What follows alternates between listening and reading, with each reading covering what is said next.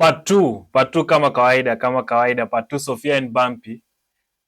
So kama ukuwatch ile ya kwanza, click tu kwa hiyo emoji unaona hapo chini, uanze episode 1. Ikitu ni noma. Funny thing is, yes, I did. I never said those dark parts.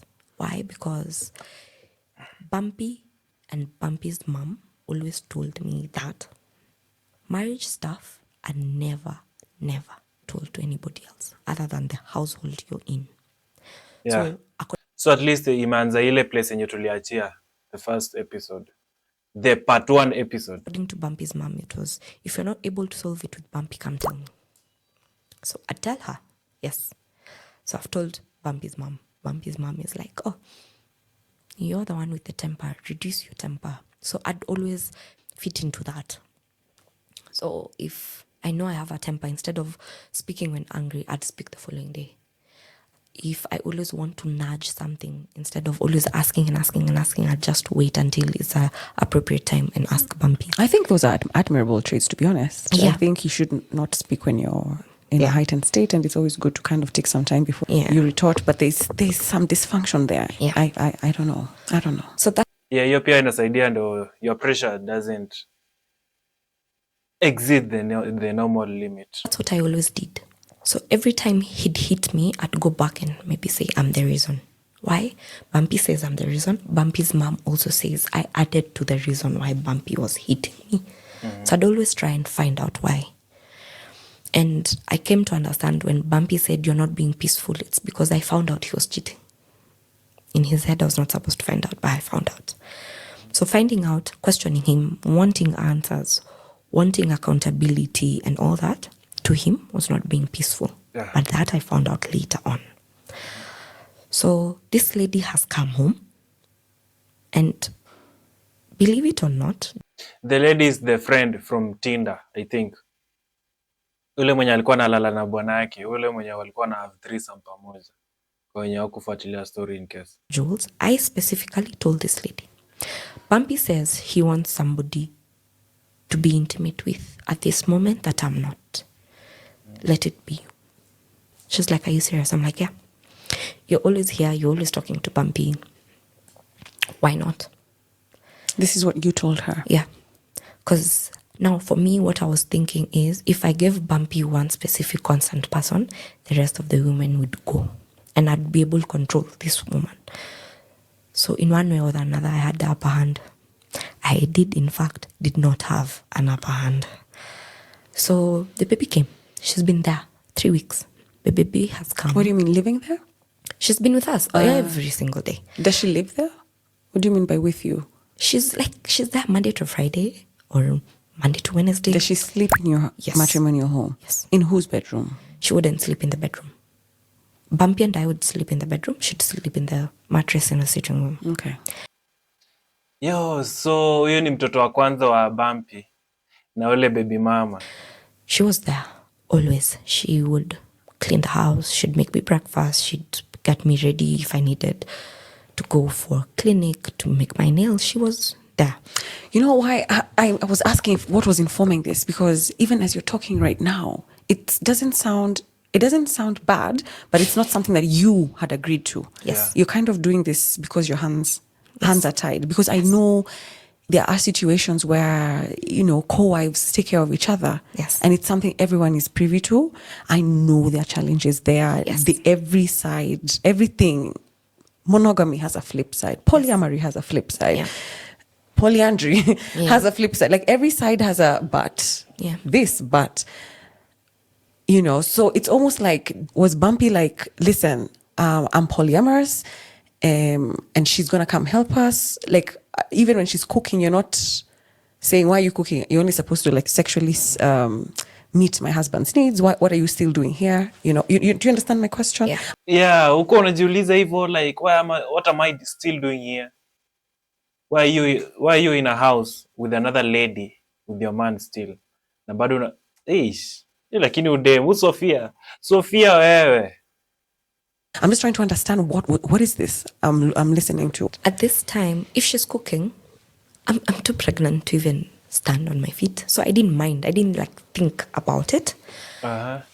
And then the funny thing is, she was there to satisfy Bumpy's sexual needs, but they were never, ever sexual in the 3 weeks that she was there until my delivery. Not a single day, because I was in the house all through, because I've taken maternity leave. So I'm there, I'm going nowhere.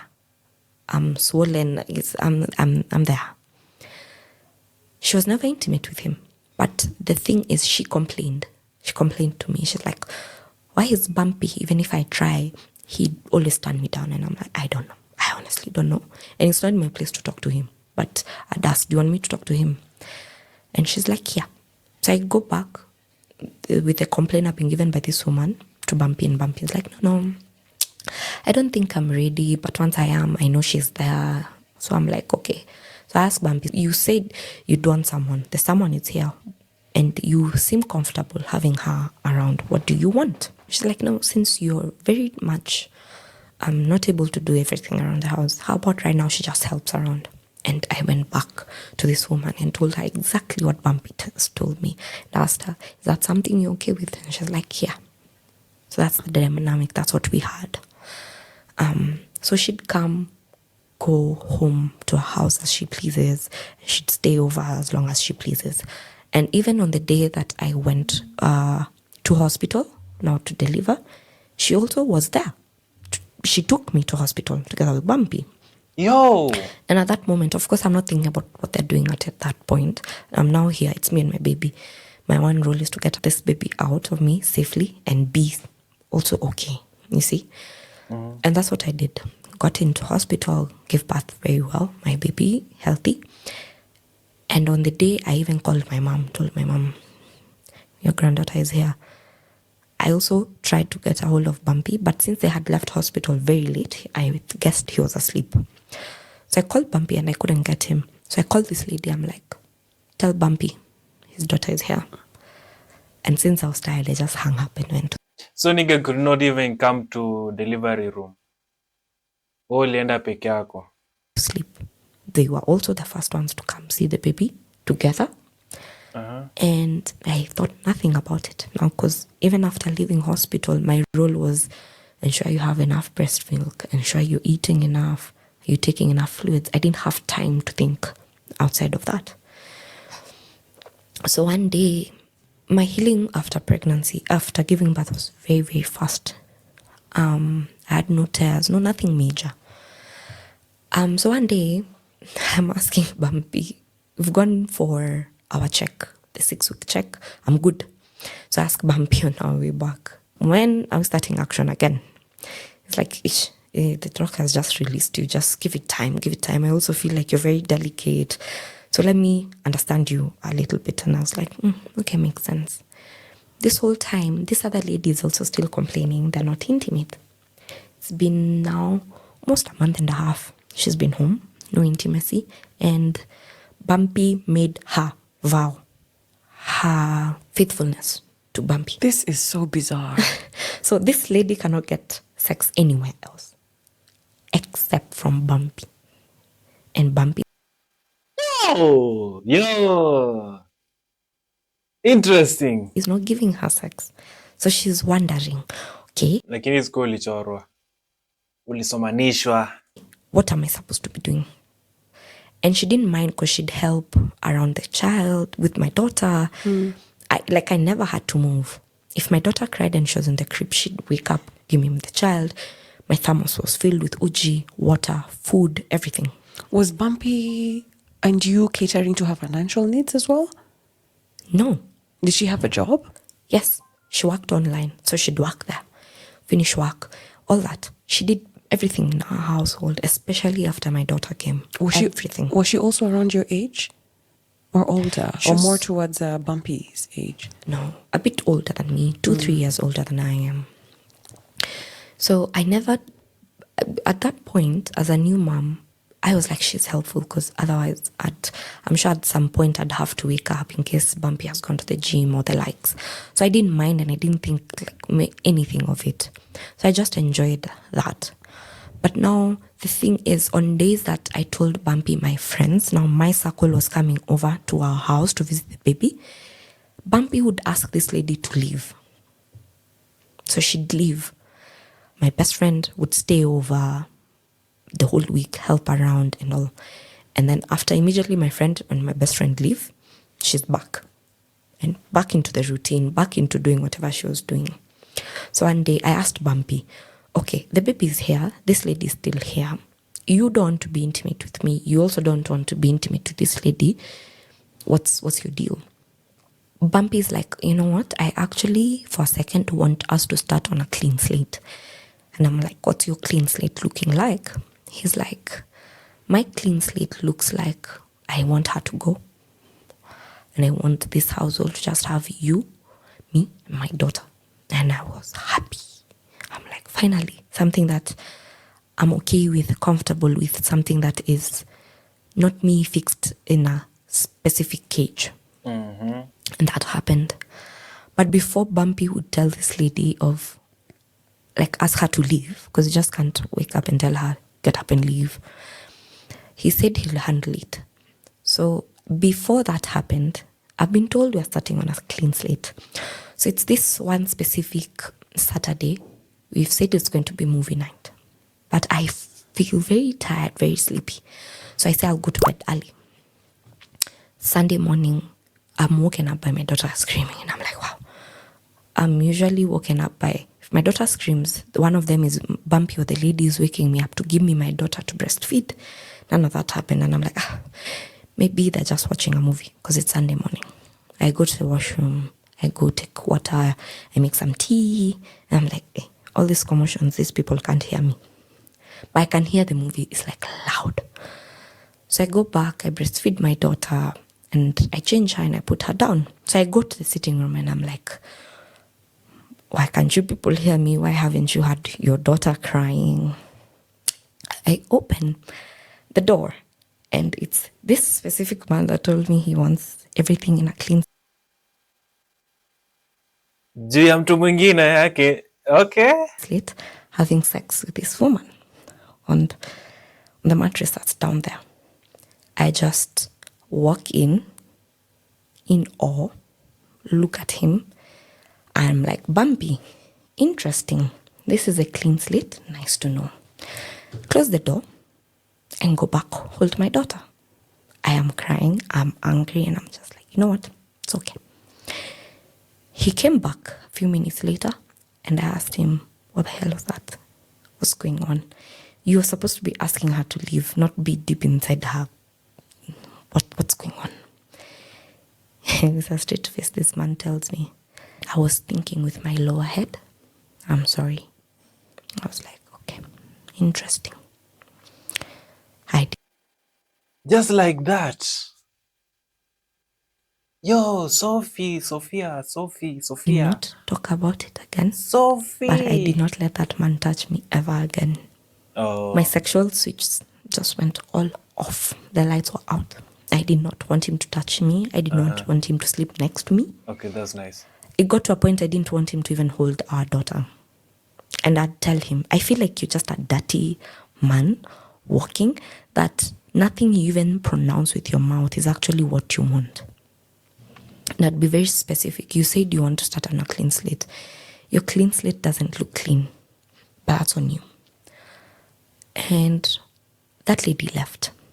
After a while, he noticed that I actually don't want to be intimate with him. But one specific day, I was having wine because the doctor said I can have some. I was excited. 2 glasses in, we got intimate. And I woke up and I immediately just felt a layer of disgust on me. And I just knew this is not something I wanted. I didn't talk about it. I just moved on. And I was like, let's just find it in us to forgive him and move on as well. And immediately after that, a week later, Bumpy was back to talking to his women, including the woman who just left the house. Yo. He's talking to her about his miserable being with me. He wishes that she was the wife because she seems more understanding.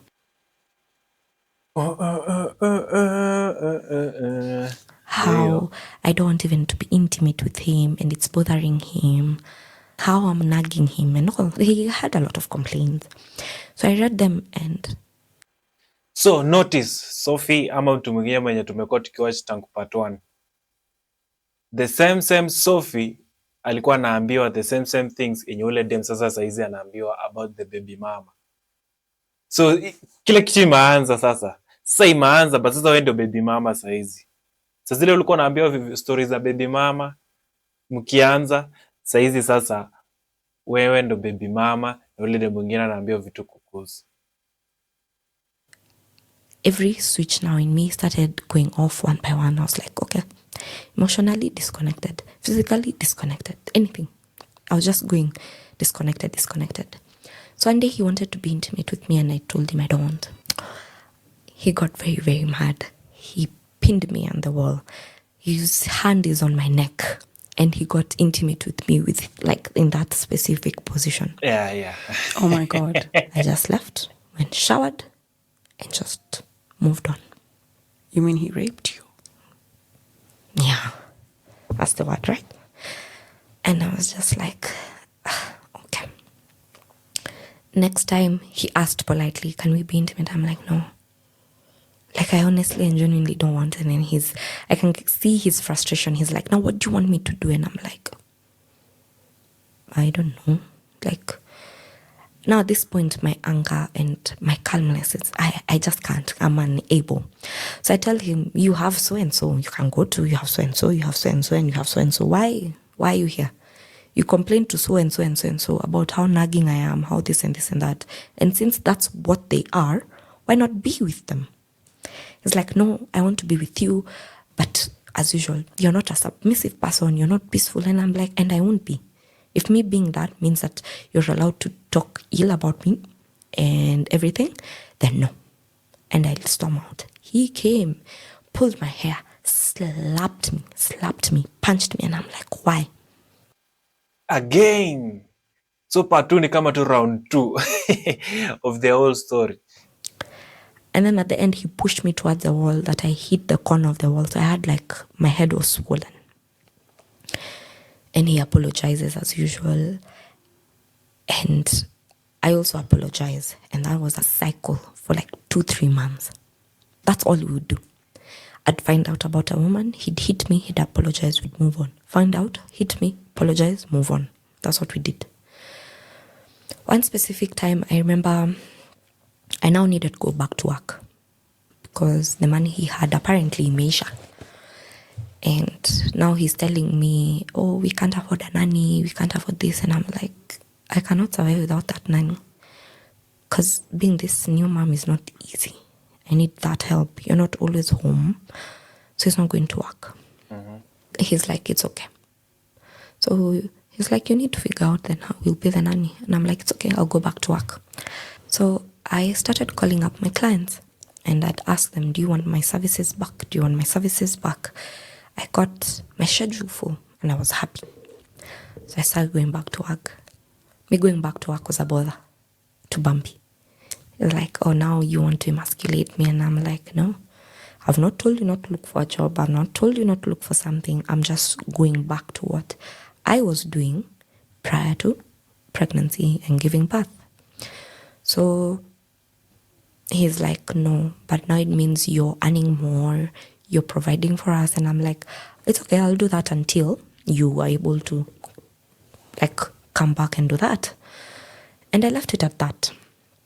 But now I came to notice one specific day he left and told me he's going to a wake with his best friend. A mutual friend of theirs had passed and they need to go. And I told him, it's okay. You need to leave. You've also been in the house with the baby. You've been hands-on a lot. Let me now bond with the baby. I specifically sent him money to go have coffee, have lunch, whatever he'll do with the boys. Because I know he's not been working and I'm the one who's earning in the house. And I used to do this a lot. It wasn't a bother for me. So once we did that, he left. And my intuition just told me, there's one specific lady we used to fight about a lot. My intuition just told me, I feel like he's with this lady. And the reason was because I asked him, communicate with me throughout, also just to get to know if I'm okay. Like, you're leaving me with, the child was, I think, a few months. So I was like, you're leaving me with this child. The child is new to me. I'm also new to the child. Like, I'm not used to it by now. He's like, it's okay. He gets there and communication goes off. No picking of calls, no replying text. And if a text it's replied, it's one word after 2-3 hours. And I was just like, this behavior seems familiar when it's with this specific person. Yeah. I talked to a mutual friend we had with the lady I allegedly thought Bumpy had gone to see, and told this lady, I think Bumpy has gone to see so-and-so. And since you're closer to so-and-so, please just find out for me. You'll just have done me a solid one, because I've been thinking of leaving this marriage and I'm just looking for strong reasons why. So this would be among them. Just like, sure. Yo, so you think the other reasons were never strong enough to leave a relationship, a marriage?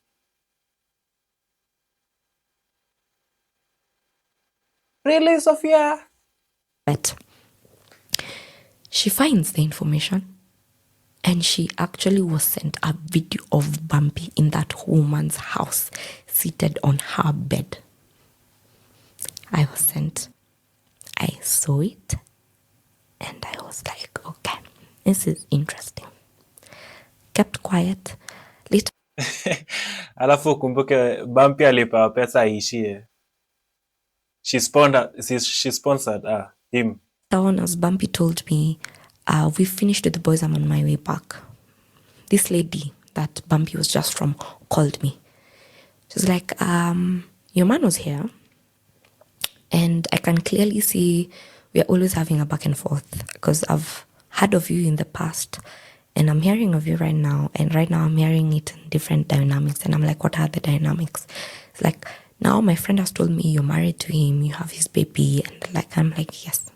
She even asked me, did you do anything to show you're married? I'm like, our parents met, his elders and my elders met. I feel like traditionally that's strong. It's like, okay, well, this is my man.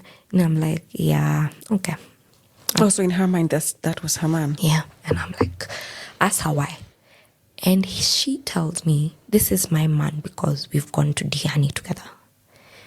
We've stayed in Airbnbs for days together. Where were you in those situations? And I'm like, when did you go to Diani? She's like, this day to this day. And I'm like, I was told he was at work. He was at work. When did you go to the Airbnb? Bible This study. day to this day. And I was like, I had gone to my mom's.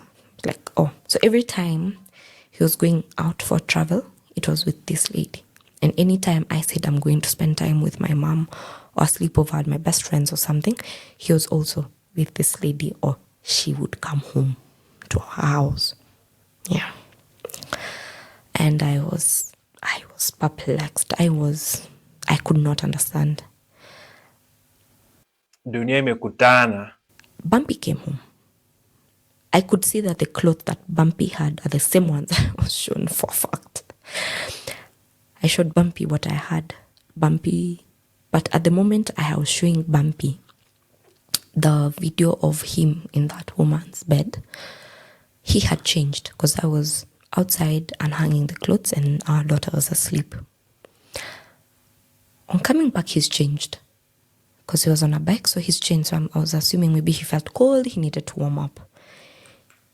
He came, he's changed, and I asked him, I show him, he's like, with a straight face, he told me, but that's not what I was wearing. I asked him, what do you mean? I saw you leaving and I've seen you come. I know what you were wearing. He hid the clothes because that lady had told him that I now know he was here. So he hid the clothes under the bed and took me till the laundry basket and showed me, here, I've not changed. I've just removed a hoodie and... Yo!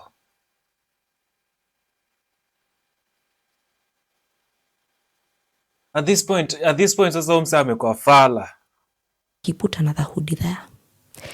And he told me, but see, so you're always just being told something by other women and you're always believing it. And I'm like, on this one, no. This one is straight from my intuition and I'm not going to betray it. And then I told him that, and I'm like, if that's how you want to manipulate me, it's fine, but I know you're at this woman's house. And he goes ahead as telling me, we can call her. And I'm like, yes, take out your phone. Take out your phone. And I even have her number on my Truecaller. So I'll just search her name and I will call. and he slaps me. Not once, not twice, not thrice. It's just a series of slaps. And I'm like, why? I'm screaming at this point. The moment he hears me screaming, he closes the door and hides the keys.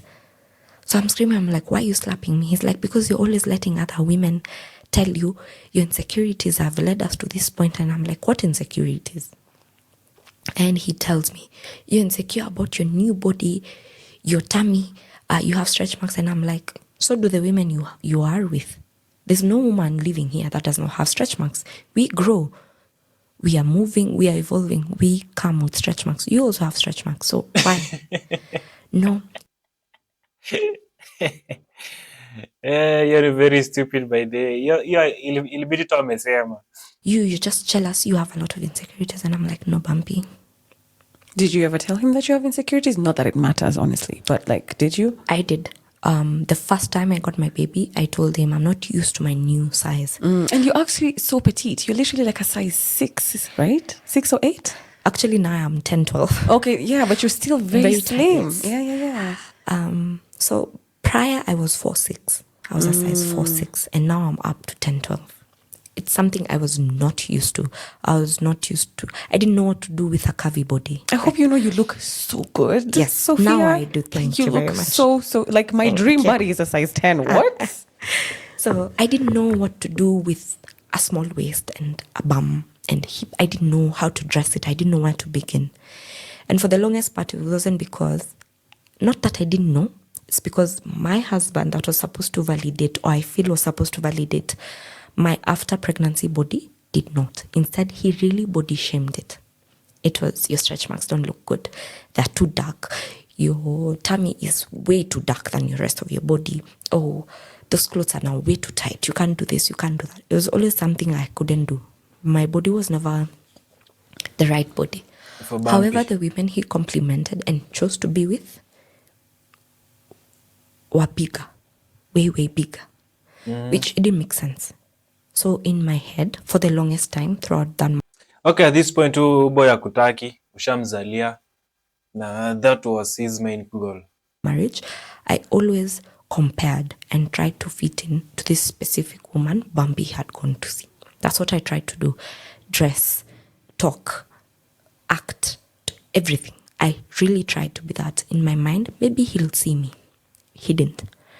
So this day he's hit me, he's closed the door.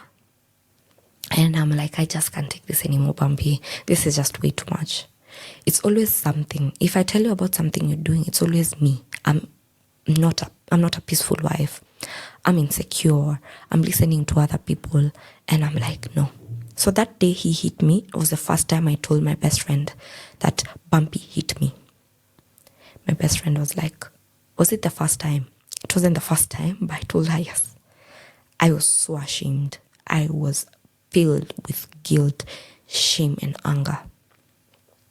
My best friend is like, maybe talk to him and see what's going on.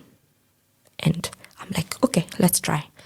So I'm trying. I Googled how to ask submissively talk to your husband so that he can just talk to me without the anger, without the hitting. I went, spoke to him. He said something outrageous, of course, and I went crazy. I'm also talking back. He's hit me. Makia was hit last night. Today's another night. I'm being hit again. And I for the first time, I just told Bumpy that, honestly, Bumpy, eventually, we are going to get divorced. He's like, no, you have a child of this compound. You will never leave this compound. And I was like, yeah, okay. So I asked him, what happens to the children that you sire that are from this family and this compound? And I was like, your other child is your child. Oh, yes, there was the lady with the birth certificate. So it was his child? It was his child. And you knew this? Yes. Okay. So she did a DNA test that I paid for. Oh, my God. So she was pregnant, yes. And the other... Did his mom know? No. Okay. There was also the baby mama. So I was like... Oh, yes. You've been having children and they're not in this compound. And I feel like the moment they're not in this compound, they're suddenly doing well. So what again are you going to be telling me? He went crazy. He punched me. At this moment, I was punched in my ribs and I could feel I'm not breathing. And I could feel like I'm tasting blood in my mouth. And I'm like, what's going on? By the time I'm processing this, he's slapped me. He's pulled my hair. He's banged me on the wall. I can hear my daughter scream and I'm like, Bumpy, our daughter is screaming because you're making me scream. Have some decency. And he's like, I don't care. I really don't care. You're here disrespecting me, disrespecting this household, disrespecting our marriage just because of some women. And I'm like, wow. It was never him. He was never at fault. It was always me. And I was hit. And by the time he was going to now get my daughter because she was crying, I was nose bleeding.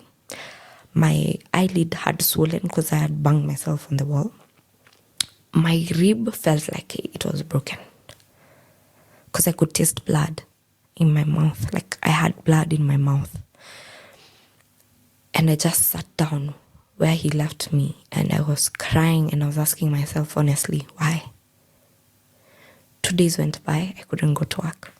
How am I going to explain to my clients, why is my lip busted? Why is my nose swollen? Why is my eyelid? I don't have an explanation. Plus, I'd been lying so many times to my clients about the bruises I have. It now felt like my clients are just going to suspect me now. I stayed home for a week. I lost clients during that week because they could not understand the inconsistency. I couldn't tell them of the inconsistency. There are some clients that are really concerned and really called and could not hang up until I told them the truth. They would tell me, it's okay, I'll call you later when your husband is not around. And I want you to tell me what's going on. Oh my God. Whew. And I had 2 clients Hao ni wale wako experienced kama kawaida. that were like, you know what? It's okay, I'll give you this month off. And it was under the condition, you need to leave. I want by the next month, you're done and you've left. And I'm like, okay. I was like, okay. I told my best friend of now everything. One day I just sat down and I told her of the 3 Psalms, of all the heating and everything. And she's like, you can't do this. You have a daughter. It can go on. And I was like, yes. But every time I said yes, it's true, it can go on, I still stayed in that marriage. It made no sense. That day I was hit. Week 1, I'm not going to work. After that, it got to a point where he would not allow me to leave the compound with my daughter. Whether I'm going to the shop, no. It got to a point, if he wanted to talk to me and he thought the conversation would get heated, he'd take our daughter to the mom to hold our daughter. And it was crazy. He'd come home, Bumpy would come to the house, we'd talk. He'd hit me. I had to be hit and then go back to his mom, take my daughter as though I've not been hit. This is okay. We were just talking. It was normal marital stuff. And go back to the house, now breastfeed my daughter while crying. So after some time, I got a nanny, of course. One day, my nanny is there. And You're still in the same house. Si ilikuwa uishie weeks after my nanny was home, I had lost my phone visiting my best friend. It was snatched by one of the Buddha guys.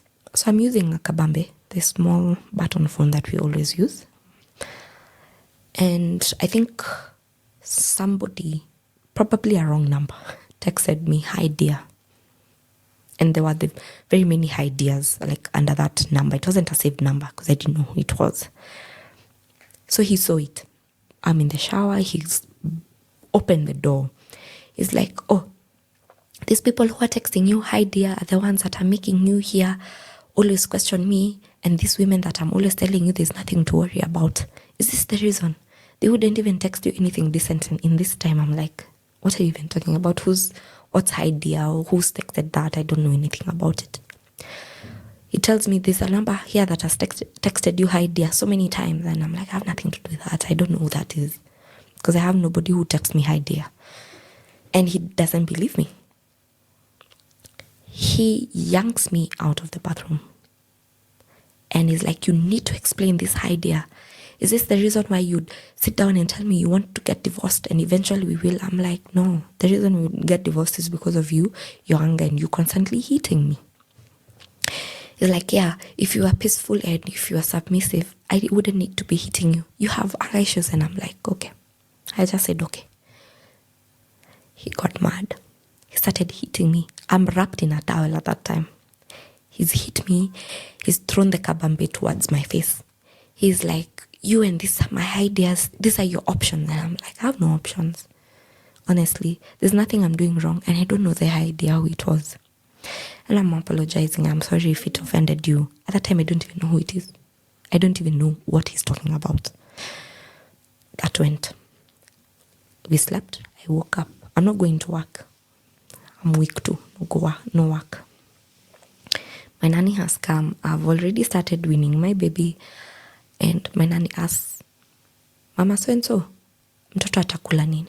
And I'm like, can do pumpkin, this and that for like asubuhi, and then try something else. Try some porridge, like I've just explained. And then Bumpy comes from the bedroom. He's like, you, Madam Heidi. And I'm like, what?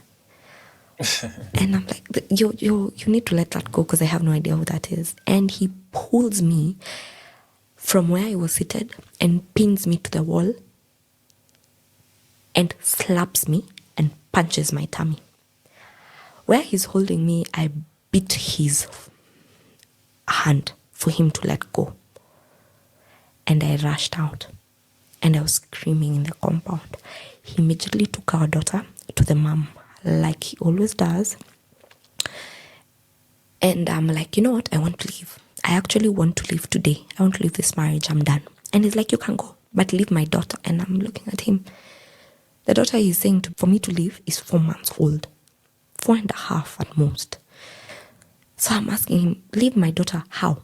She's a breastfeeding baby. You don't even breastfeed. You pump that milk and you go to work and meet those people who write text messages for you like saying, hi dear. And I'm like, are you going to base this whole conversation on hi dear from somebody?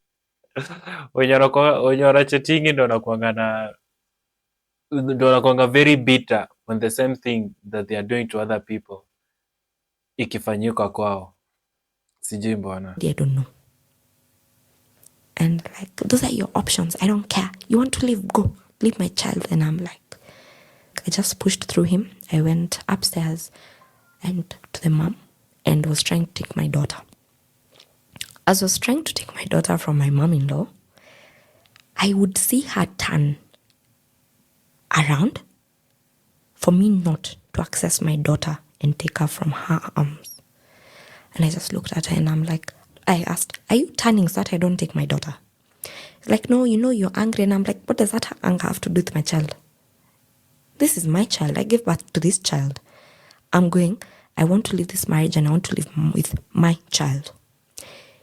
Eventually, Bumpy's brother came in and I was not allowed to take the child. After all, I was only allowed to breastfeed her, and on breastfeeding, they all stood there as I breastfed until she fell asleep. At this point, I have just texted my best friend what has just happened. My best friend is like, I can't take this anymore. You're hurt, I'm not okay, and I'm afraid you're going to die. She texted my mom. She called my mom and told her everything, from the threesomes to me being hit to everything. My mother called me boiling. And I told my mom, it's okay, let me just come home. I'll come to you, don't come. I left. I went to my mom's house. I'm crying. My mom is not understanding. She's like, Mom, you're too beautiful to be going through this. I'm crying. I'm trying to understand. When did it get to this point? Like, when did I even let it get to this point? And it was crazy. My mom is like, no, you need to leave. Sat down and told my mom, I want 2 weeks and I'll have left. She asked me what's going to happen in 2 weeks. She's like, I won't tell you. In 2 weeks, I'm going to come back and I'm coming back with my daughter. She's like, okay, you go back home. I went home This man refused to open the door for me. Completely. Until the mom had to come down to see what the commotion is about at the gate. And I'm like, he refuses me to enter the house. Bumpy's mom tells me that what you did was not right, Sophia. And I'm like, what do you mean? You people stood there as I breastfed my child, a child that I gave birth to. You people stood there and let me not take my child after I've told you I want to leave this marriage with my child. And all of you told me that I can't. So what did I do wrong? I just left and went to my mom. The same way your son, Bumpy, leaves and comes to you. So what's the problem? She's like, makes sense. I entered. Bumpy's dad now is on the phone. I'm being told of how disrespectful I am and how I should learn to live with Bumpy. And I just told him immediately, no. Before you take a phone, call me and tell me I'm being disrespectful. Ask your boy what he specifically did. Ask for the real story, not this surface story that he tells you that tumejibishana, we've had an argument. No. Tell him to tell you exactly what he did. And he's like, he's told me. And I'm like, if he told you, I don't think you'd be telling me I'm disrespectful. And I specifically told the dad, I want to leave this compound. Same way I came, I have free will to live with my child. The dad does not live within a country. He lives in another country, works there. So he's like, you are not allowed to leave that house until I come back. He wants to come back in another 3 weeks. That's all. The only time he's allowed to take an off. In my head, I'm like, no. On the phone call, I said, that's okay. I'll wait. My mom has called my uncles that played the role of my dad, told them of the ordeal. My one specific uncle called Bumpy and he's like, you know what? This thing is going to get to cop level real fast. So you either need to figure it out with Sophia or the cops are going to get involved. This also uncle calls me and tells me, just work it out. And I'm like, there's nothing workable here. This man is just insane. Bumpy hears and sees that actually this thing has hit the fan. So we've gone to this store, we are talking, and he's calmed down. He wants to reason. And he now asks me, do you want your mom to take me to the cops? And I'm like, yeah. Yes, I do.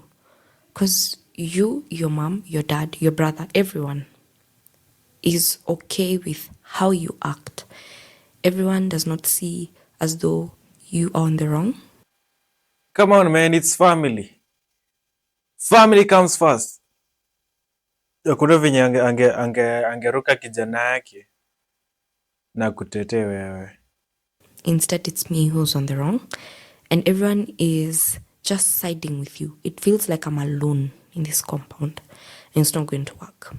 So he's like, what if we find a way where we can work these things out? And I'm like, you've had so many chances where you actually would have worked on this thing and it would have worked. But now, I don't know.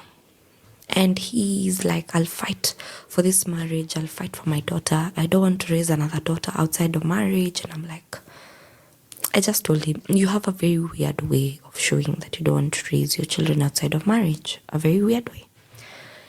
And that conversation just ended there. Because he would see, like, he's talking to a different person, a person who is thinking on their own, not what he was used to, and a person who is okay reporting their husband and the father of the child. So we go to the house. He's seeming nicer. He's made dinner, or rather he's making dinner. He's asking me, do I bring the child? Do you want to breastfeed? Do you want some time out? The likes. And I'm just like, no, just give me my child. I'll be fine. At this point, I feel like even the food he's serving me, he's about to poison me. It just feels off because he's from hitting me and not allowing me to enter the house to now being nice. It makes no sense. And it got to a point that same night, my mom and his mom had to come to our house to talk to us because, again, the arguments had started. The heating was again there. At night? Yes. So my mom came and it was late. I think it was midnight. I called my mom and I'm like, Mom, you need to come now. And Mama Bumpy, as usual, is like, this is marriage. It's the first year. It's going to be bumpy, of course, and it's going to be rough. They just need to figure out a few things. She's also explaining that even her, she had to persevere some few things in marriage to be happy. And I'm looking at her and I'm like, that's not how it goes. Why is it that specifically when you leave a situation that's not working for you, especially if it's marriage, suddenly it's not good. It's because you're newlyweds. You're going to get over it. Why? Why do I need to go through it at all? Is what I asked. And my mom was also like, no, if she wants to leave, she wants to leave because that's what she wants. And then at that point when our parents were talking, my mom started to side with Mama Bumpy. I was looking at my mom like, Mom, what the hell are you doing? Why are you siding with her? And she just tapped me to chill. So the moment she tapped me, I just knew maybe she had a plan. So I just trusted her. So they've convinced me that let's work through this and all. And that's the narrative that was left in that room, that we're all going to persevere. You see. And then my mom was like, when I get home, I'll call you. And Bumpy actually escorted my mom till her house because she didn't live far away from us.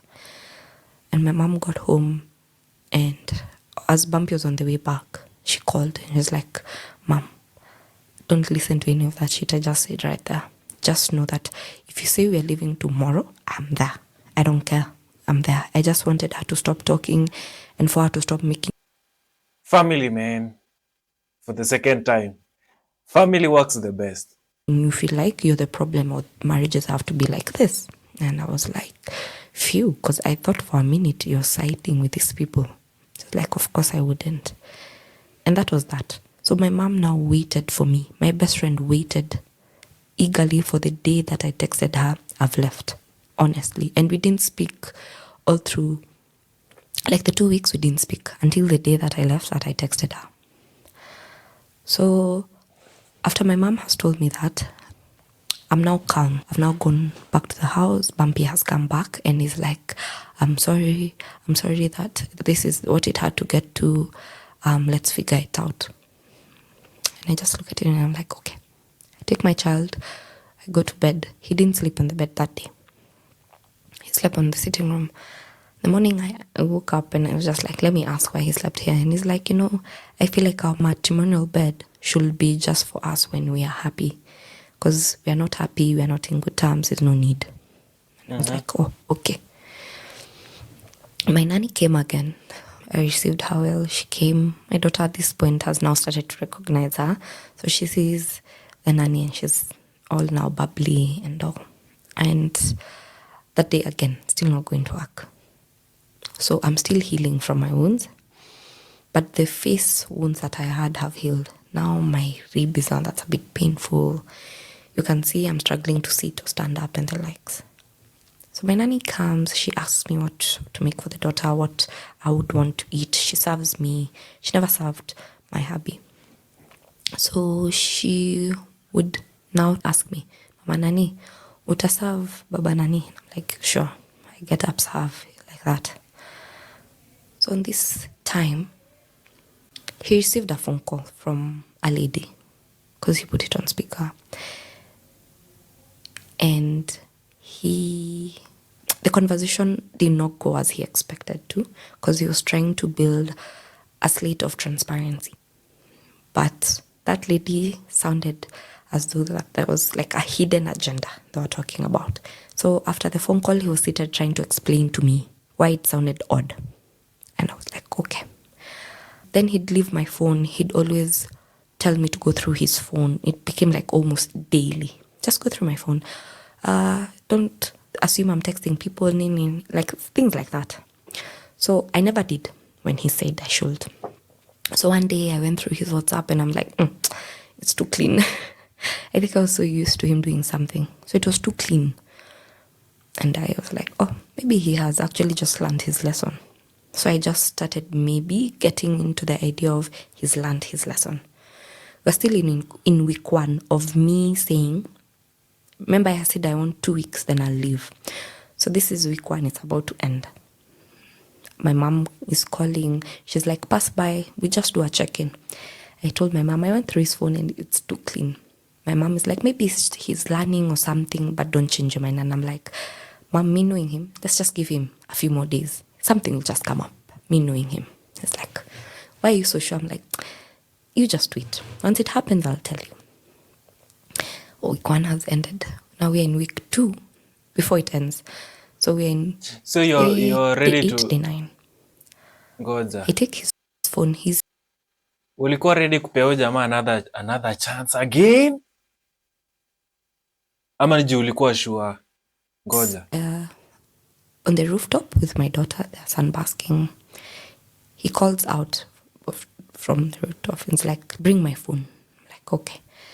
I hadn't checked his phone since that day. So it's been like about 3-4 days. I check his phone and I see this now WhatsApp business. I'm like, why would WhatsApp business be here? All the conversations with the women have left from WhatsApp to WhatsApp business. And of course, the girl that was in our household conversation is there, and other women. And you can see there are video calls that last like 5 minutes, 10 minutes. And you can tell only on days that maybe I'm not in the house. And they're there, but they've been erased.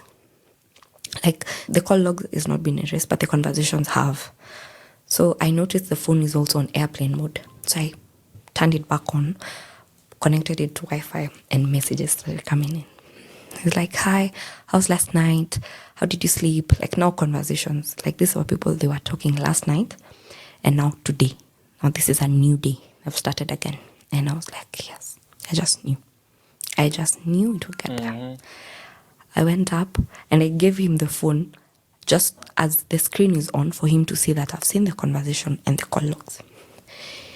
After a few minutes, he follows me down and he's starting to explain. And I just told him, Bumpy, this is just a cycle where this is what you do. So you do this, And I'm used to it. apologize, then do this. That's a cycle you have. That's the same cycle you've been having with your previous baby mama. That's not how it works. I just told him that. And I told him, people survive as being baby mamas and being single moms. That's it works. People are doing it and they're doing it perfectly. And he's like, oh, so now you want to be a single mom? I'm like, I'd rather that than one day you're good. One day we've sat down with our parents. We have a plan. 2 days, 3 days later, you're now back to talking to the women. What's that? So you think because you're not talking to them on WhatsApp, talking to them on another, like WhatsApp business is any different? And he's like, no, these women just text. I'm like, really? Someone who has just highlighted a previous conversation that you have deleted are women who have just texted. And video calls, how about the video call of yesterday? And if you look at the timestamp, it's like, this time I was at my mom's place. So what is that trying to indicate? I just told him, Bumpy, at this point, I'm not dumb. I can see and I'm reading in between the lines. So just stop. He got mad because I'm not listening to his excuse and I'm refusing to listen. And Usisema alikuhit again. Walai, usisema alikuhit again. to understand. My daughter was asleep as he held her. She just went, put my daughter to bed. And he came back and he's raising his voice. And I'm like, just put the child to sleep. Don't you think you'll wake her up? He lowers his voice. He took a mug and threw it to the ceiling because he was mad I was not listening to him. I told him, it's okay. This is what you always do. You break, punch, do something, hit me. So there's nothing new in your cycle. That's how used to it I was. So I just knew. Argue with him. He punched something, break something, hit me, apologize. That was my daily cycle with him. So in this time, I even wanted him to hit me so that I could live there and go write a P. It's called a P3 or P2. That's what I wanted. And he did hit me, and to a point where he scratched my thigh. I told my mom, let's go write a P3. It was a holiday. Went, We wrote the P3. My mom had to go with that letter because if I went with it, of course, another war would have come. So she went with it. And my mom all along was just asking me, you are that sure of him? And I'm like, yes. I was that sure that something would come up, especially if it includes women. It definitely will. We went home, or rather I went home. My mom went back to her house. So he asked me, oh, you were gone so long, where were you? And I'm just like, no, I just went somewhere to get some air, and as I drink some milkshake, so I'm back. That's just all I needed. And he's like, oh yeah, okay.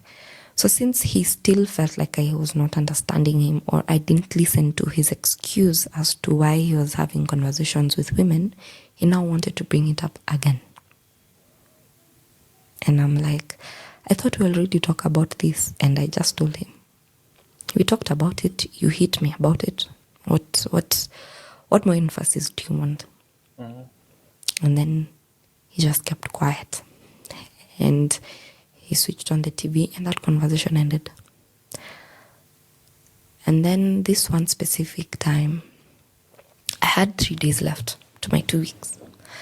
My nanny came again just in the morning, her normal routine. Given her my daughter, I've changed her, I've done what I should. I wanted to go to work. So I go to work and I come back. I come back and I realize that he's still in the house. He was supposed to go for some job interview and to do some online interviews as well. He's still in the house. I asked him about it. He's like, no, I didn't go. I didn't feel like it was worthwhile. And I'm like, you're not earning any money. I'm going to work. On top of going to work, I have to miss some days because you've hit me so bad. Why wouldn't you just decide to help? And then I went on and told him, with the other women, you're always buying them stuff. You're always going out for coffee. Where do you get that money? Because I don't see it in this house. Even in this house, you're always broke. And I'm always providing for everything. And he's like, oh, so what does that mean? I'm like, it means exactly that. It means your money, whenever you get your money, it goes to other women. And I knew for a fact there's one of the women he used to see that used to give him money. So I was asking him, and how come you given money by so-and-so and he never come back to this house? Where are you taking it? Or are you using that money to take another woman out for coffee and the likes? And he's like, you're so disrespectful. You have no respect for me as your husband. And I'm like, neither do you. You have no respect for me as a wife. You're disrespectful to me, disrespectful to the women you're talking to. Honestly, at this point, I don't even think you should address anything about respect. He kept quiet. I went to the bedroom. Now late at night, we are now talking about it. I don't want to talk about it. I said what I said. He feels like he needs to talk about it. He raises his voice 1 minute. It goes higher and higher. 1 minute, he's about to hit me with a stool. The next minute, he's now strangling me. And I'm strangled in the position that I cannot fight. He sat on my feet so that I can't push him. And his hands are around my neck to a point where I saw white and knew I was going to pass out. I stopped fighting and just stayed still. And under my voice, I was just like, you know what? I hope my daughter is okay. And I hope she's going to be okay. I accepted that I was going to die. And I accepted that the man that I once loved is the one who's going to kill me. I was okay with that. I was okay not fighting. And he let go at a point where I felt death. Visually, like I felt death completely. I could describe it. I could taste it. Like that's how real it was. And he took that stool and as he was about to hit me after letting go from strangling me, he banged it on the floor. It woke up his mom. His mom came. She's trying to listen to us and I just told Mama Bumpy, I need to leave your son. I need to leave. And the mom could not understand because she's never heard me saying that in the power that I said it. I told my best friend what happened. I told my mom. And my mom is like, you're going to die. I'm going to lose you there. And I'm like, Mom, I have 3 days left, but I'm going to be coming earlier than I thought. And that happened to the weekend. That happened. Sunday came. Monday, I was always off on Mondays. I pretended I had a new client that was just within where we lived. And then I dressed up, carried my bag like I'm going to work. My mom was ready, my uncles were ready, my auntie was ready. Went to the cops. And I told the cops that I want to leave an abusive marriage. But my husband, the mom, would not let me. And they would not let me live with my child. The lady I was talking to asked me, how old was your child? I told them my child was 5 months. They were like, in shock. They're like, what would he be doing with a 5-month-old? I'm like, I also don't know. And that was that. I was told to come back on Tuesday. But that Tuesday, they were going somewhere. All of them, the whole cop station, they were going to another neighboring county for something. So I wouldn't find someone, especially in the children's services, who are going to help me. So I was told to come back on Wednesday. I couldn't go back home because now the cop has now called Bumpy and told them of what's now happening. So Bumpy is at home with my daughter and my nanny, alone. I am afraid. I don't know what he'll do to my daughter. I don't know what he'll do to the nanny. The nanny called me and told me she's about to leave and I'm not yet home. And I told her to pass by my mom's because she knew where my mom lived. She'd seen me being beaten. She knew exactly what was going on. So I told her, you just continue going until the day I will come with cops to take my daughter's things, my things, and we go. So I had told her to ensure that all my daughter's things are always clean and like kept visori, just in case anything happens, it's just going. She's like, sure. And now she'd update me. She'd get home and then she'd tell me, my baby is fine. Of course, she's fussy because she's not breastfed. Me on my end, my boobs are solid rock because I'm still breastfeeding. I left with nothing, not a pump, not anything. So they are like hard. And I was constantly crying because I'm worried for my daughter. I'm also worried for my own self because I don't know what he's going to do at this point. So we are summoned. We are there Wednesday morning. We go and our parents are outside and we have to enter a specific room and we are talking. And for some reason, the gentleman who was listening to our case just said, nyinyi watu wawili kwa blanketi mkishikana, yenyu ni mapenzi tu mtarudiana. Like that man just said. Ajui kenye umekuwa ukipitia for the past, that was a very long time, bro. Hivi vitu yote inafuatana within 1 year.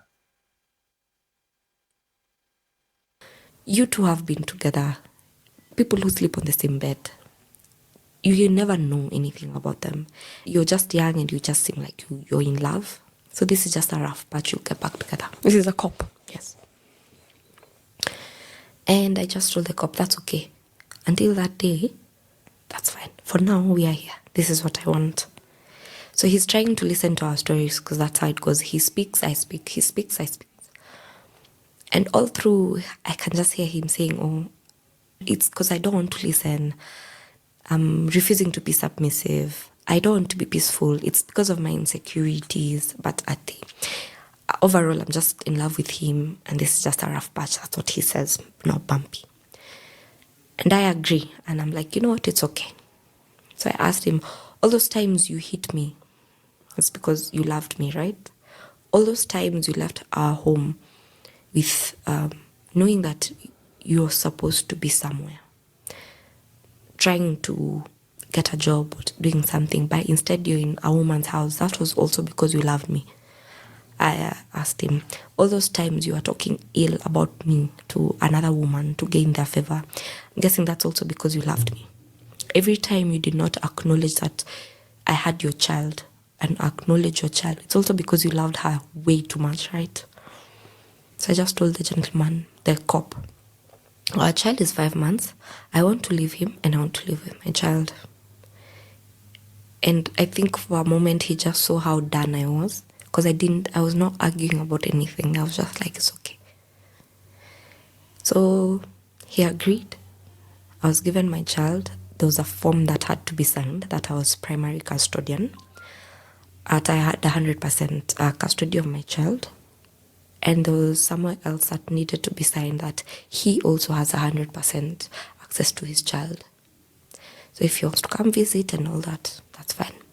But he specifically told me he wants nothing to do with the child. And I said, it's okay. Either way, I want it written there and we'll sign. So that in case of anything, we'll refer to that specific document. Let it not be said, I refuse you to come see your child.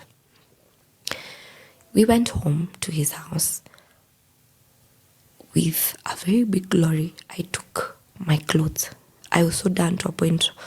All the furniture I brought from my small bedsitter, I didn't want any of them. I just took a specific shelf that I loved. And I packed everything and I left. My clothes, my baby's clothes. The rest that I left, I was just like, I'll buy others. And we left and we kept quiet. Yes, and 3-4 months later, we got in touch. The reason we got in touch is because of me. I actually called him because he had documents that we forgot to take, the birth notification of my daughter, that I forgot to carry on the day I was leaving, which I looked for in the house where when I moved back in with my mom and I couldn't find them. And then later on, I found out that they're actually there. It's only that my mom put them somewhere different. He asked to come see his daughter. And I was like, just like when we left the cop station, you have access to your daughter. I even asked him, do you want to come see her now? Because I'm off today. And he's like, yes. So he came, gave him directions to where we live now. And he came. My daughter could not recognize his dad at all. The dad was so excited to see the daughter. And the daughter saw him and cried at the top of her lungs. Okay, so at this point pia mtoto ako traumatized. Juu ya ile vitu amekuwa akiona mamake akifanyiwa. I think that is it. And I had to take her back and I'm like, you can't take her with all that excitement. She's going to be scared. She doesn't know you. She's not familiar with you. He was like, okay. But this man tried. He tried to rekindle what he had with the daughter. But of course, it wasn't happening as fast as he wanted. And then on that day that he came, I noticed my daughter fell ill. She got a very high fever.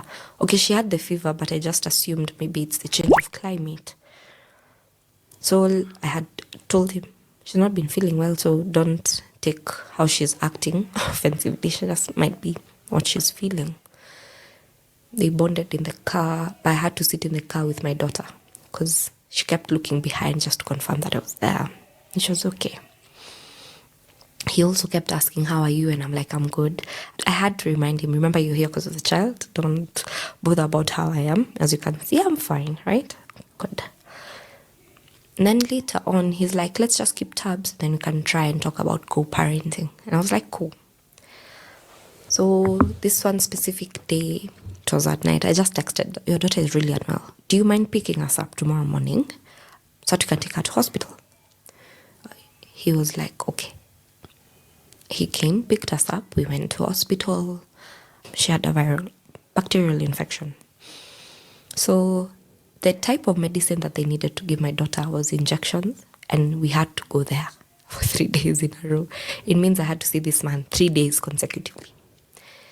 Would sit in the car like total strangers, just him playing with the daughter on his lap, driving like that.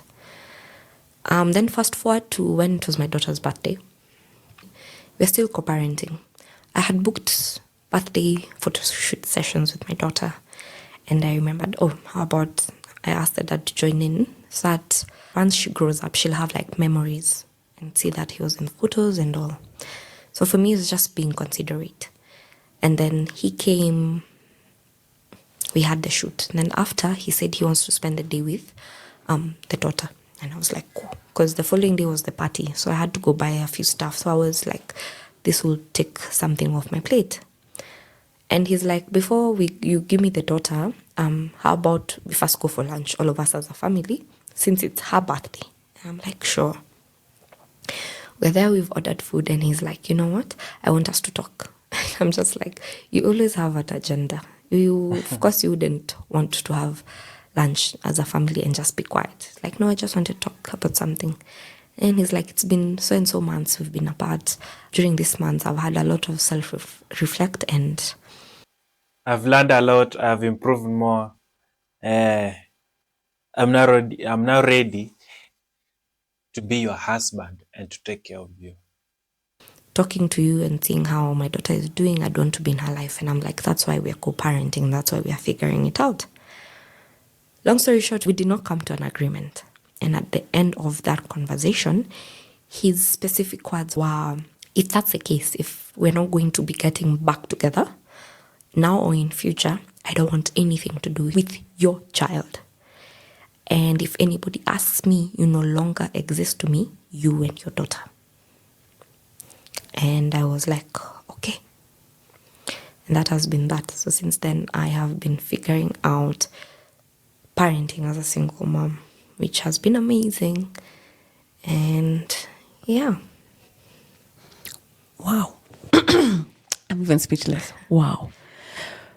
Wow. Wow. I don't even know. Yo, the story is crazy. The story is crazy, crazy, crazy, crazy. Yo. Lakini pia naye Sophia anafaa something. Alikaa kwa hiyo ndoa by the way. Yo. She went through a lot. Man, Sophia. So let me just ask, in your perspective, as an obvious victim of domestic violence, and I'm asking this question, I know it might be a bit controversial, but I want to ask because we know statistically that women who are in abusive relationships, it takes something like, the average is something like 7 or 8 times of leaving before they finally leave. And this is an average, meaning it could be 15 or it could be less than that. Yeah. So in your mind, going back to the state of mind you were at when the beatings would happen, what was making you stay? Was it a hope? Was it still love for this man? Was it almost like a shock? Like, what is the psychology of somebody in that situation? Mine was both hope and love. And truth be told, was the validation. Not having a dad for the longest time, I wanted that manly validation. And I didn't know how much I needed it until I was in that situation. It mattered to me that he chose me. I wanted him to choose me. I wanted him to see me. I wanted him to pick me and say it's me. So with that in mind, and me loving him endlessly, and hoping that one day it's going to be me, it made me stay. And right now, looking at everything you've been through, Unasikia venye Sophia anaongea. That's the definition of a woman. when you look at your daughter, because now she's also going to be raised by a single mom, right? And I don't think there's anything wrong with that. But you've just said there's almost a gap that a male figure had never filled in your life. And so when this first man comes at a very tender age of 20, you take to it and you end up doing things that you have. I mean, listen, if you want to have a threesome, have a threesome. I have friends who do that shit and I'm like, that's amazing. Yeah. Good, cool story. But the fact that you're in a situation where you don't want to be just because you're trying to appease someone, I mean, and that is very intimate. And then the fact that he had his way with you forcefully and you're still like, okay, maybe. So maybe you don't have the answer for this, but like, what are some of the things that go through your head when you think about your child?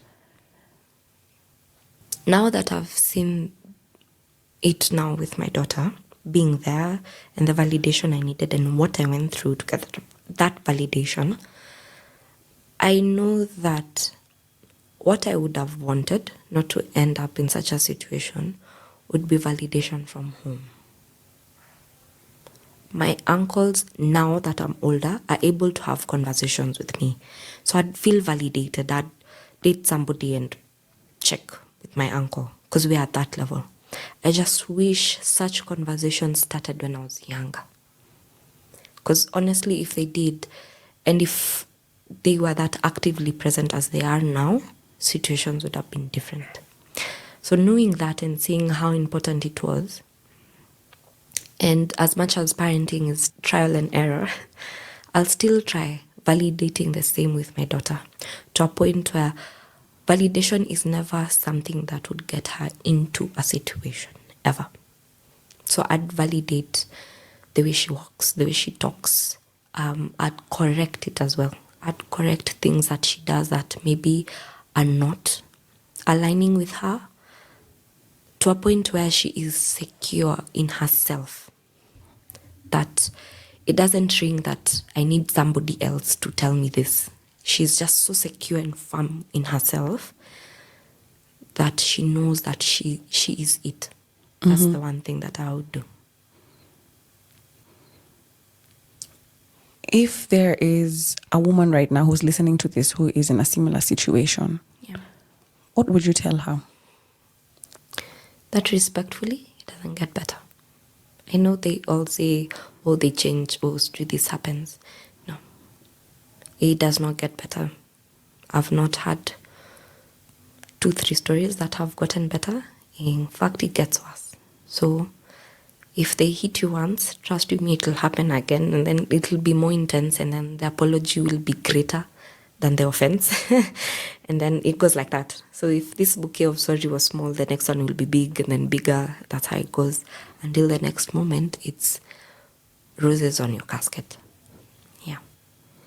And I do want to also point out that it's usually the most dangerous for the woman when she decides to leave. Yeah. So publicly declaring it to this person is probably not the best way to do it, like you did. And I'm only saying this for anyone who is listening, man or woman. Yes. Because, it could go either way. Yes. I feel wrong for asking this, but I have to ask, are there lessons, takeaways, things looking back that you're like, some flags you might have missed, because usually I ask, do you think there are things that you might have done by action or omission that contributed to the chaos that was your relationship? Are you in a position to answer that? Yes. Are there flags I missed? Big ones. They were red, bright red, scarlet red that I didn't see. Why? Again, the validation. The validation, and the thing that's always missing from home is the one that you'll never see. And that, in my case, that's exactly that. So I learned to always check. There's always a reason. There's never, I'm sorry, they always know what they're doing. That's the one thing I know for a fact.